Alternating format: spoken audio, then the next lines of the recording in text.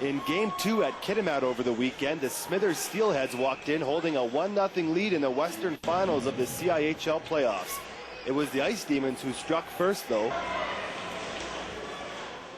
On a scramble play to the right of the net, the puck ends up out front and is tapped in by Jeff Mildenberger. Halfway through the first, a sweet pass from Brent Mayu connects with Derek Wakita, and it just slips by. 2-0 Kitimat. Then, with 3 minutes to go in the first, Smithers does a good job keeping the puck in. It comes out front and is easily tapped in by Dallas Anderson. Switch to the second now, where the Steelheads are down 4-2, and they make it 4-3. Off the face-off, Kyle Young blasts it past the screen, Jamie Moran. Early in the third, Smithers again keeps the puck in. Then Dan Vinish does a little spin and fires a shot that just squeaks in, making it a 4-4 game. It was midway through the third when Kitimat puts the game away as they head down ice with a nice pass from Terry Whalen to Craig Hewiston with the spinorama finish that seals the deal for Kitimat.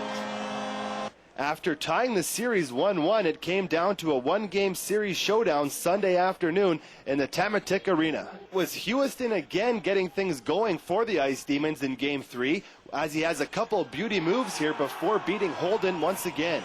2 minutes later, Kitimat strikes again. Scott McGregor slides a nice feed out front to Steve Venman, making it 2-zip Kitimat.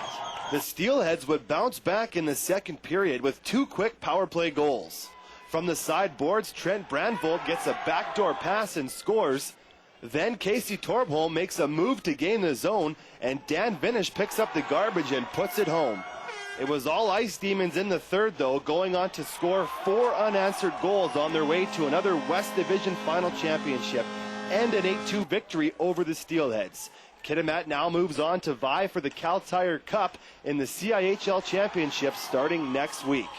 We had a game plan. We knew he was going to make a lot of saves, which he did. Obviously, I don't know what the final tally was, but I bet he probably stopped 100 shots this weekend in 2 games. We wanted to make sure we didn't get down if he started making some huge saves, especially if they get some goals and come back. We tried to stay positive on the bench, keep pushing, and I think you saw the floodgates open up at the end. I mean, Kitimat's a team that's been good for a lot of years, and a lot of these guys have played together for a long time. And for us, we're coming out. We only usually have 8 guys at a practice, and hopefully, next year we'll be able to get some more guys, a little more cohesiveness, and realize that we played the best team in the league, and we played them tight into a 3-game series. We've played Houston many times. It's always a battle, and these guys look forward to playing Houston. And I think it's going to be a good series with Houston. This is the 4th straight year Kitimat has come out of the West. They'll go on to face Houston next weekend in the CIHL Finals. Kitimat and Houston have both secured spots in the Koi Cup. That goes March 4th to 8th in Terrace. For CFTK TV Sports in Kitimat, I'm Andrew Deans. Northwest Soccer Zone playdowns were taking place at Christie Park in Terrace over the weekend. Early Saturday morning, the under-18 boys squad from the Bulkley Valley had the chance to move on to provincials and defend their title in Richmond this year with a win over Terrace. The Bulkley Valley Rapids had beat Prince Rupert the night before and could lock a provincial berth with a win over Terrace. Bulkley Valley dominated the first half and went up 1-0 heading into the second half thanks to a goal by number 18, Jared Hidberg. In the second, off a corner kick, Daryl Van Driel connects with a header and sneaks it past the Terrace goalkeeper, 2-0 Rapids. Terrace would apply pressure late in the second half to no avail as the Rapids defense was too strong. The defending under-18 boys provincial champions managed to hang on to their 2-0 lead and won a chance to defend their title. The boys now prepare for provincials taking place in Richmond July 3rd to the 6th. Van Driel explains his goal and thoughts on the big win. Well, we've been working on corner kicks. We have 3 target guys, if you want to call them, but we sort of coming at an angle and then trying to kick the ball to us and then just head it in. We weren't really sure coming into the game what Terrace would be like. We hadn't played them all year, and they didn't have a team last year, so we weren't really sure. But we came out and we just ran hard and we did pretty well. So yeah, we go to Richmond now in the July 3 through 6, and it's a turf field there, so it's a different kind of field. So you have to adjust to that. Yeah, hopefully we play well down there, play well as a team. For CFTK TV Sports in Terrace, I'm Andrew Deans. In the early morning game, Port Moody in black had already secured a spot in the semis, and it showed as Whitehorse, who was out of the playoffs, had a 4-3 lead heading into the third. Midway through the third, Whitehorse padded their lead when Robbie Stuckey puts a nice one past Nathan Karst, making it 5-3 Whitehorse. Port Moody was down, but still showed some physicality when Quinton Stewart lays a booming hit on Glenn Skookum of Whitehorse. Moody tried to stick around with his late attempt by Ryan Boyko that is somehow kept out by goalie Scott Smeaton in a goalmouth scramble. Whitehorse would then finish the game off with his goal late in the third by Daniel Claro, while Port Moody lost. They'll still go on to face Winfield in the semis tonight, thanks to some stellar round-robin play. This team knows they had a letdown. They're going to be ready. They got a good bunch of guys in that room. Keep them focused. Keep the rookies thinking about what's important. In the final round-robin game, Dawson Creek took on Seafair in a game that had little meaning as these two were already out of the playoff picture. Seafair had a strong start as Jeremy Hamaguchi blazes down the wing and pops it 5-hole on Riley Carter.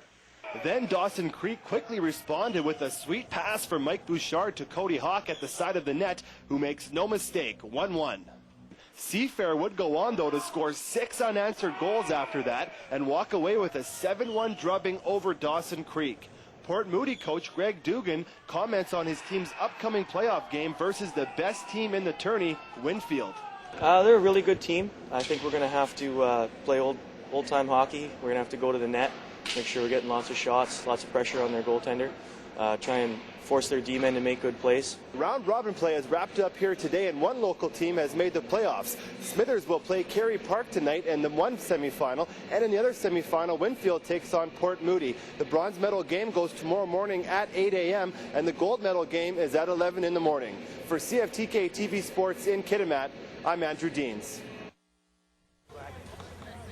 In Game 1 of the Northmen's Rugby Tournament at Northwest Community College, it was the home team versus the Prince George Nationals. Early on, Terrace played some good defense with a nice takedown. But it was the Nationals striking first, as they're just yards from the line, and after a few nice passes, Kyle Johns easily runs it in for the first try. Then, in an end zone scramble, PG does a good job coming up with the ball, and Mike Robertson puts the ball down for their second try of the half. The Northmen stayed determined, though. First, the Prince George Nationals go on a good run again, but their attempt is thwarted at the line. Terrace eventually recovers the ball and heads back the other way with some good work just before halftime. Early in the second half, the Nationals come out blazing again as they nail some money passes across the field before Theo Ludwig easily trots in their third try. Then, just moments later, the Nationals strike once again as they grab the ball out of the pile, and a couple beauty passes lead to Steve Pereira juking and jiving his way in for Prince George's 5th straight try. PG would go on to get one more try, but Terrace, down as they might be, still tried to get a late score in the game, only to be denied by the rock-solid national team. Prince George went on to take Game 1 of the tournament, and like it always is after a rugby game, everybody's friends again, as handshakes and smiles are abundant. Northman captain Mike Homenuk liked the way his young team played versus the experienced Nationals. We've got a real green team, so most of these guys are new this year, if not last year. We picked up a lot of guys, and yeah, the defensiveness, spreading out's our biggest thing. We got burned on the overlaps, which is something that just the experience is what killed us there. We got a lot of really fast guys, a lot of athletes, and it's looking good. It's coming along. Yeah, we played well. It was great to have Terrace joining the league. It's their first, I guess, second game this year. They had a warm-up last week against Rupert, so it's just great to have another team in the league. Game time's a big one. The guys have been learning lots through the drills we've been doing and practices. We practice twice a week for 3 hours, 2 hours each session, so we're getting a lot of knowledge through that, and then the games for sure. Things like this, guys will learn so much in a game like this where it's back-to-back games. Homenuk says years ago there used to be a Northwest Rugby League, and with the success of this new team only starting a year ago and already doubling in numbers, he can see that league popping up once again, including Kitimat and Smithers. For CFTK TV Sports in Terrace, I'm Andrew Deans. What are you waiting for?